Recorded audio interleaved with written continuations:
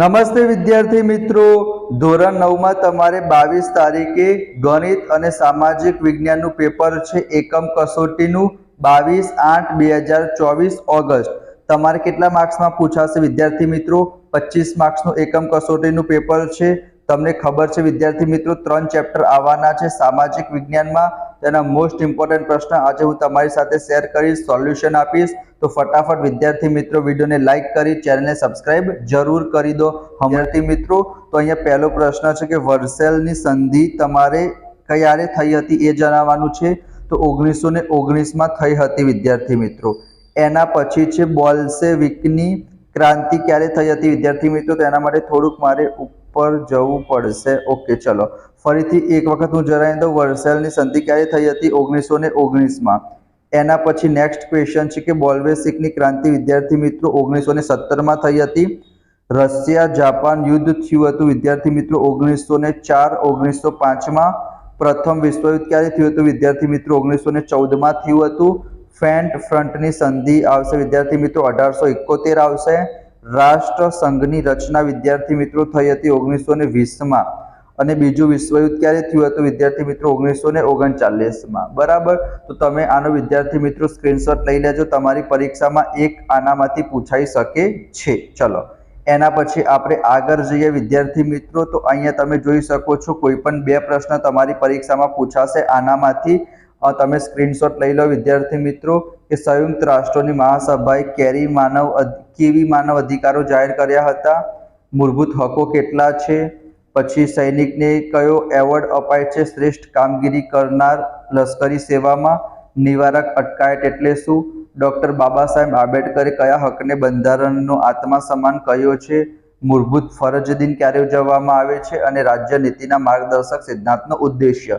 સ્વાધ્યાયમાં પણ વિદ્યાર્થી મિત્રો તમને મળી રહેશે. તમારી પાસે ડાયજેસ્ટ હશે તો એમાં બહુ ઇઝીલી મળી રહેશે. અને જો તમારે આનું સોલ્યુશન જોતું હોય તો તમે કમેન્ટમાં PDF લખી દો, તો વિદ્યાર્થી મિત્રો હું તમને આની PDF પણ મોકલી દઈશ. બરાબર. ચલો એના પછી વિદ્યાર્થી મિત્રો અહીંયા તમે જોઈ શકો છો ખરા ખોટા છે MCQ માં.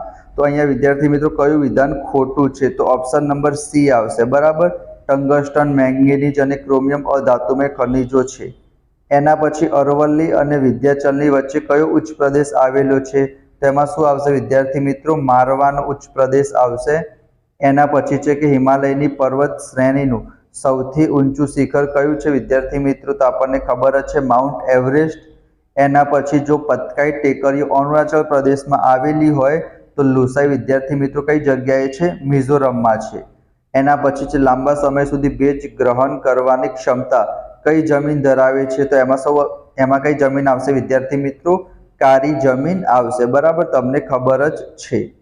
એના પછી વિદ્યાર્થી મિત્રો આપણે વાત કરીએ, અહીંયા ખાલી જગ્યાઓ તમને આપેલી છે કે પ્રથમ વિશ્વયુદ્ધના બીજ ખાલી જગ્યા સંધિમાં રોપાયા હતા. તો ફ્રન્ટની સંધિ આવશે.